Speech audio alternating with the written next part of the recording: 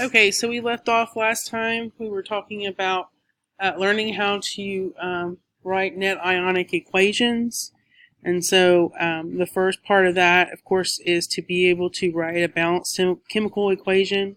And so you guys we went over that, and then taking that molecular equation and breaking it apart into ions. Every aqueous species you break apart into ions, and then you write your net ionic equation by canceling out your spectator ions, and you're left with your net ionic equation. And so today we're going to sort of build upon those skills, and of course use those skills and learn how to write net ionic equations for different chemical reaction types. So at the beginning of this section, 4.2, is talking about learning three different types of chemical reactions: a precipitation reaction, acid-base reaction, and an oxidation-reduction reaction. And also classify chemical reactions as one of those three types, and being able to identify common acids and bases, being able to predict the solubility of inorganic compounds by using the solubility rules, and then compute the oxidation states for elements and compounds. So there's various skills that we have to learn in this chapter here, in chapter 4. So the first type of reaction we're going to talk about is a precipitation reaction, and that's one that involves when you're reacting substances together, you end up producing one or more solid products. Okay, and so it's also known as double displacement reaction or double replacement reaction, or a meta thesis reaction. And it's I've never heard that word before. They refer to that way, but I always either call it a double replacement or double displacement. And it sort of means sort of the same thing. And so if we look here, if I wanted to write a general double replacement reaction or displacement reaction, first, with double displacement, you're normally going to start out with two compounds. So one of the things you have to remember, your reactants are compounds. All right, now this is very simplified, but this is sort of a criteria for a double replacement reaction. Okay, and so if I have compound AB plus CD, so we're going to do this in general terms first. Okay, this was referred to as double replacement or displacement. It's basically, well, first of all, A is always going to be a cation. We're talking about an ionic compound here. And then your second element is going to be an anion. All right. So obviously, if one is positively charged and the other is negatively charged, this guy is also going to be positively charged. This is a cation, and this is going to be negatively charged. You're never going to have two negatives react together, or two positives, right? The opposites attract, so that's what's going to happen. So what you see here, A is going to react with D because you have positive reacting with negative, and C is going to react with B. So what ends up happening is you end up having AD, okay, plus CB. Not BC, CB. Why? Because C is positive. Remember, we always write the positive charged element first. Okay, so AD and CB are produced. Okay, so basically the outsides and then the insides react. Okay, so outs and ins, if you remember it that way. And that's like a simple double replacement reaction. So now let's try to use like real compounds in order to show you an example of this. So if I were to say, let's say we have hydrochloric acid and sodium hydroxide. So again, we have two compounds here. Okay, now I need to predict the products for those. Well, and that's what we're really talking about here with double replacement reactions. Because I know the general form of a double replacement reaction, I can basically predict the products of a double replacement reactions given two compounds. And so again, the outsides react and the insides. Now, you may be thinking, well, it's easy when you have like two different things, right? You have two different elements and they're just going to mix. But what if I have, here I have three? Well, remember that when you have a polyatomic ion, it's just like having one. Okay, so you think of like OH, which is hydroxide, polyatomic ion, think of it as one unit. Okay, so this really is, if you think about it, it's just really two elements as well. All right, so you have hydrogen is going to react with your hydroxide. This is plus and this is minus, right? So the outsides react together. And then your insides react together. So sodium is the positive part and chlorine is the negative part. So your insides react as well. And so you're left with HOH, or known as H2O, right? And then NaCl, sodium chloride. All right, so of course you write in your states here. So these are both aqueous. Water would be liquid, it's a pure liquid. And then sodium chloride would be aqueous as well. All right, so that's sort of how you predict products when you are wanting to write out a double replacement reaction. When you know the reactants, but you don't know the products, you just do a reaction where the outsides and the insides they sort of like switch partners. If you have a guy and a girl dancing, and they have another couple that's also dancing, sort of like your switch partners on the dance floor. Kind of the same idea here, but of course it's not people, it's elements we're talking about. All right, so let's do one more. Okay, so here let's see, barium hydroxide. Okay, we'll do barium hydroxide, and then we'll do hydrobromic acid. Okay. It's aqueous, there. All right. And by the way, I'm going back here. Normally you would have to, once you predict your products, then you would balance your reaction. In this case, it ended up being balanced anyways. You have two hydrogen atoms on both sides, one oxygen atom, one sodium on both sides, and one chlorine. So it's balanced. Now for this one, we have barium hydroxide and hydrobromic acid, and we're trying to, it's going to be a double displacement reaction. So again, the outsides are going to react, okay, and then the insides are. All right, so we have barium bromide, okay. Now, I'm just like before, which I didn't say because it came sort of natural, sorry. But before, you have to balance out your charges. Like barium is going to be +2. Bromine is -1, right? So barium is +2 because it's group 2. Bromine's -1, it's a halogen. Okay, so when you're writing your formulas here, you have to balance the charges just like you did when you learned how to write chemical formulas. And so it's not going to be BABR, it's going to be BABR2. We have to balance out the charges, right? We only have a -1 here for the bromine, so we need two of them to balance out that +2 from the barium. Alright, so it's BABR2 plus, and then HOH, so it's H2O, and I don't have to balance that out, right? I know oxygen's -2, hydrogen's +1, so I need two of those to cancel out the -2 from the oxygen. And so now we have BABR2 aqueous plus H2O liquid. So that's my products there. Now I have to go back and balance my equation. And so I have one barium on both sides. I have two bromines on the right side. I only have one on the left, so I need to put a 2 there.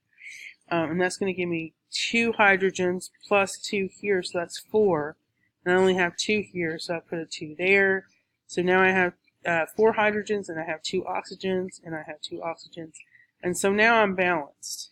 Okay, so this is your reaction where you're predicting the products. This is what this is called. And the only way you can predict products is knowing your chemical reaction types. And what we're dealing with here in this chapter are double replacement reactions, okay, where you have two compounds, and again, the positive charged cation is going to react with a negatively charged anion for both instances here. So you can figure out what's going to pair up, okay? And then, of course, sometimes you have to end up balancing out the charges, adding superscripts if it's not a one-to-one ratio, which sometimes it can be, but most of the time you're going to end up having to also balance the charges at the end. And then, of course, balancing the reaction after that. So going back to precipitation reactions. So they're double replacement reactions. So now you know what that means. And so many reactions of this type involve exchange of ions between ionic compounds and aqueous solutions. Precipitation reactions are common in nature and in industry. And that's definitely true. We end up doing a lot of precipitation reactions in the lab. And they just don't ever go away. So with precipitation reactions, you have to learn the solubility rule. So, and that's something that's you're going to have to use note cards or whatever you need to do to memorize the solubility rule. So, first of all, what is the concept of solubility? So, you can look up solubility for pretty much most solutes. Okay, so solubility is a maximum concentration of a substance that can be achieved under specified conditions. And so generally what it'll tell you normally is how many grams, like for example, sodium chloride. Sodium chloride is soluble in water. However, if you keep adding sodium chloride to water, eventually there'll be a point to where it stops dissolving. Okay, so that's when you would refer to the solubility of sodium chloride. And it will tell you basically the mass of sodium chloride that will dissolve at a certain temperature. Okay, and so you can, sort of take it to the bank. You know, you're not gonna have any excess sodium chloride dissolve at that temperature. Once you look up that solubility amount, it's going to be pretty specific to, specific to temperature, the water temperature. But it's usually, a certain mass, and that's all you can do in terms of dissolving solid in water. So substances that have relatively high solubilities are said to be soluble. All right, and substances that have very low solubilities are said to be insoluble. But we'll know that in the second semester we'll actually look at some insoluble substances and actually calculate the solubility of them. So, but the values, of course, are very, very small. But we generally say if something is soluble, we're referring to it as it being having a very high value in terms of a solubility value for that substance. So a substance will precipitate when solution conditions are such that its concentration exceeds its solubility. Okay, so same goes with even sodium chloride. You keep adding salt or table salt, which is sodium chloride, to water. Eventually, you're going to get to a point where it doesn't dissolve anymore and it precipitates. So what does precipitate mean? It's just a solid, right? It's a solute that did not dissolve, and it's solid at the bottom of your beaker or whatever you're having whatever you're using. So substances that have a relatively low solubility are said to be insoluble, and these substances are readily precipitate from solution. And so what's really neat to see is whenever you have a chemical reaction where you're producing an insoluble substance and it precipitates immediately and it forms this cloud, and sometimes it's a really pretty cloud, like it could be a yellow precipitate where it looks just really cloudy and pretty, and then it precipitates down into the beaker, and then it ends up looking more like a solid after it sort of settles in to the bottom of the beaker. So when we're talking about solubility, we're having to learn the solubility rules. So this table is what you need to use to develop your note cards, and just memorize these things. If you have to just read it every day, do what you have to do in order to memorize your solubility rules. And the reason why is because whenever you're going to do some problems here, you're going to have to predict the state of your product. So is the product going to be soluble in water or aqueous, or is it going to be a solid precipitate? So you're going to have to predict that, and you do that by knowing your solubility rules. So the first list of soluble compounds are group 1 metal cations and the ammonium ion. The ammonium ion is NH4+. Halide ions. So halide ions are like all the halogens, so F minus, Cl minus, Br minus, I minus. So those are the halide ions. The acetate, bicarbonate, nitrate, and chlorate ions, and the sulfate ions. Those are all soluble in water. All right. Now, there are exceptions, okay? So the exceptions, all halides are soluble in water, except if you have the cation, silver, lead, or mercury. So for example, silver chloride is insoluble. Mercury chloride is insoluble. Lead iodide is insoluble. Okay, so all of these, anytime you have silver, mercury, or lead combined with the halide, it is going to be insoluble. Now, sulfate ion is soluble. Okay, except when, again, notice the same thing: silver, lead, and mercury. All right, these three guys, again, with sulfates, make the sulfate insoluble. And then you have three more that's added to this as well. So barium sulfates, calcium, and strontium are both. They're all 6 of these are exceptions. So sulfates ions are soluble except when you have silver, lead, mercury, barium, calcium, or strontium. So remember that. All right. So these compounds are insoluble: carbonate, chromate, phosphate, sulfide ions. Remember, sulfide ions is just sulfur, right? And then exceptions, though.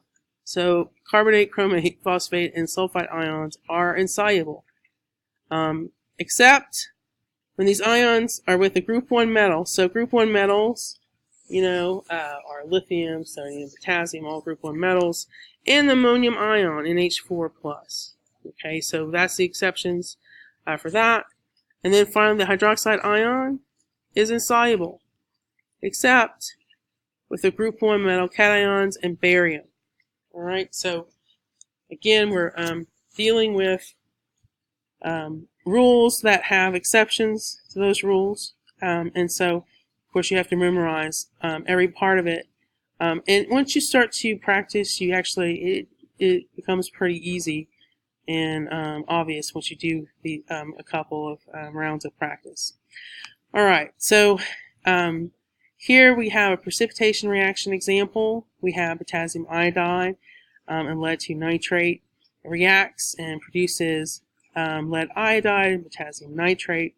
And notice what's happening here. So here we're given reactants, and we're about to learn this skill here. If you're going to be given reactants, you have to predict the products. Well, this is a double replacement reaction like I showed you earlier. So what you're going to end up having to do is, again, the outsides and the insides react, right? So you notice here potassium and nitrate reacted, and then lead and iodide reacted. Okay? So then you have to balance the charges, though. All right? So here we have lead, and we have nitrate here. So we know nitrate has a -1 charge. Because there's 2 nitrates, lead must be +2, because remember, lead is a transition metal. You really don't know what the state of the oxidation number is on it until you actually look at the anion. You can tell that, well, nitrate's -1, there's 2 of them, so lead must be +1. Okay, that's important because when we react it with iodine, we know iodine has a -1 charge, so you're going to have 2 iodines to balance out the +2 for the lead. All right, and then for when potassium reacts with nitrate, potassium's +1, nitrate's -1, so we don't have to add any subscripts there. Okay, but what we do have to do is we have to balance out our charge or number of elements there. So we have to balance our reaction. So here we have 2 iodine atoms on the right-hand side. We have to add that 2 there. So we have to put a 2 here to balance out iodine. And then that gives us also 2 potassium. So now we have to go back and add a 2 here to balance out our potassium. So now I have 2 potassiums. I have 2 nitrates. Well, I had 2 nitrates on the left side to begin with. So now we're balanced. So that's our molecular equation. So from there, once we predict our products, we have to predict the states of matter. So is it going to be a solid, a liquid, gas, aqueous? What is it going to be? And so it's pretty simple. With precipitation reactions, you're going to have, pretty much, unless it's a pure liquid like water, you're going to have two choices. It can either be aqueous or it can be a solid. Okay, it's a solid if the compound is insoluble. It's aqueous if it is soluble. Okay, and so here we have lead nitrate. So lead nitrate became lead to iodide, and so lead to iodide. Iodide is a halide, right? And so we know that halides are soluble except silver, lead, mercury. And so because this is silver, you have a precipitate here, and so you would write the state of matter being solid, because lead to iodide is insoluble in water. And then you have potassium nitrate, which came from potassium iodide, and so it is soluble, and nitrates are always soluble. There's no exceptions there. And so using your solubility rules, you would have to predict the states of matter here. And so that is important because you end up you're going from your molecular equation to your net ionic equation. And notice that they skipped a step here. So what I'm going to do is we're going to go ahead and finish that step so you can see the initial process here. All right, so I'm going to go and jump to, here, try to put this in my screen here. I'm going to show you this little step here that was omitted. So here is our, what they're showing us as our molecular equation, okay? And so, remembering from last week, or I guess it might have been the week before that, where we had aqueous species and we broke them down into our ionic equation. So here we have our molecular equation, okay? And so we're going to break each aqueous piece into ions. So we have 2 potassium ions, aqueous, plus 2 iodine ions, aqueous, plus lead plus 2 aqueous, plus 2 nitrate ions, aqueous, right? And then I'm running out of space. I'm going to put down here Pb plus 2 aqueous, plus 2 iodide ions, aqueous. Oops. Alright, so this is not aqueous, this is a solid because, see the state of matter there, so I don't break it apart, my bad. So PbI2S. Alright, and then 2 potassium, because this is aqueous, so 2K plus aqueous plus 2 nitrate aqueous. Alright, so I broke apart the ions. Okay, so anything that's aqueous you break apart. If it's a solid, you keep it as a solid. Okay, and then we're going to get rid of our spectator ions. So we went from molecular to our ionic equation, which just breaks everything that's aqueous into ions. And then we go to net ionic equation. So net ionic equation. So that happens after we get rid of our spectator ions. So you can see here that our potassiums are going to cancel out, our nitrates are going to cancel out, and we're left with Pb plus 2 aqueous plus 2I minus aqueous leads to PbI2 solid. And so this is your net ionic equation that you're left with, which is what they're showing you here. All right, but I just wanted to kind of fill in the gap to show you how you go from molecular to net ionic. There's a step in between there, and that's breaking the aqueous species apart into ions. And remember, where am I getting this 2 from? Well, there's two nitrates here, for example. And here there's a 2 in front, so that distributes to both the potassium and the iodine. Okay, so whenever some students kind of get confused when it comes to the coefficients, but an easy way to remember is when you start to, if you forget to do that, like say I forgot to put a 2 there, when you go to try to cancel out, well, that was a bad example because you're just not going to cancel out, but like, all right, for potassium, all right, say I forgot the 2 there. When I go to cancel it out, there's going to be a 2 here, but there's only going to be 1 there. And then you look back and remember, oh yeah, there's a 2 there. So that's kind of like a checkpoint for you to make sure you understand that the strategy here is to get rid of your spectator ions to get your net ionic equation. So if that's your main strategy, and if you look here, what you have left over, your product's going to be a solid, right? And your reactants are going to be whatever makes up the solid. Okay, and of course it has to be balanced though as well. So that's kind of like the strategy behind all of this. All right, so going back to our PowerPoint here. Here we have an example of a yellow precipitate that is formed. This is lead to iodide. You mix lead and iodine together, and this is after it's sort of already precipitated out, and it's at the bottom of the beaker, and it's a nice yellow color. And those reactions are really fun to do in the lab, and we'll probably end up doing at least one of those this semester. All right, so now I want to switch over to our textbook here, and so that we can look and see an example where we're actually predicting products here. Okay, and so we're using our solubility rules in order to predict the states of matter for our products. And so, this is sort of a new skill for us to master, is predicting products. Because notice what they're wanting us to do is they're wanting us to predict the products. They're wanting us to do that first and then figure out the states of matter for our products by using our solubility rules, knowing which one's going to be solid or which one's going to be aqueous. And then once we do that, we balance the reaction out and then write a net ionic equation. So there's a lot of different skills that we're having to do in these one step problems here. They're really multiple step problems.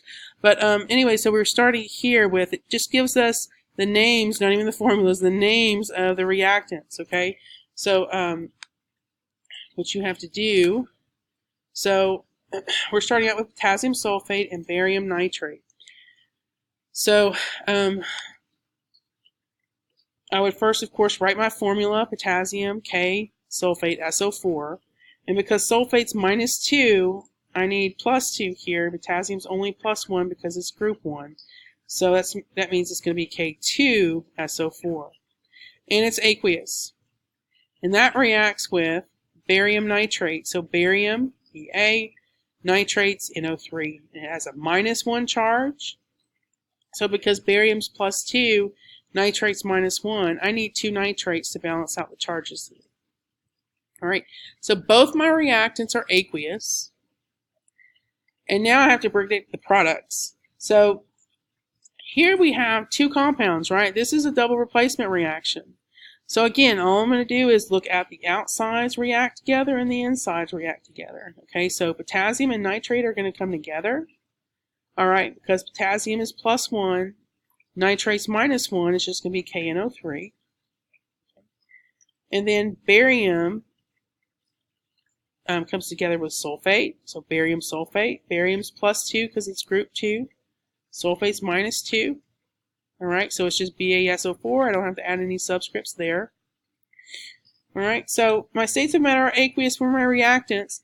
I have to figure out what they are for my products. All right, well, we know nitrate's always soluble. And look, it has a group 1 metal, so it's, it's soluble, so it's aqueous. So it must be this one, but we don't know for sure. It's possible that, I could trick you and give you both aqueous species. We've done that before, right? We've seen reactions where they were both aqueous. But in this case, sulfates are going to be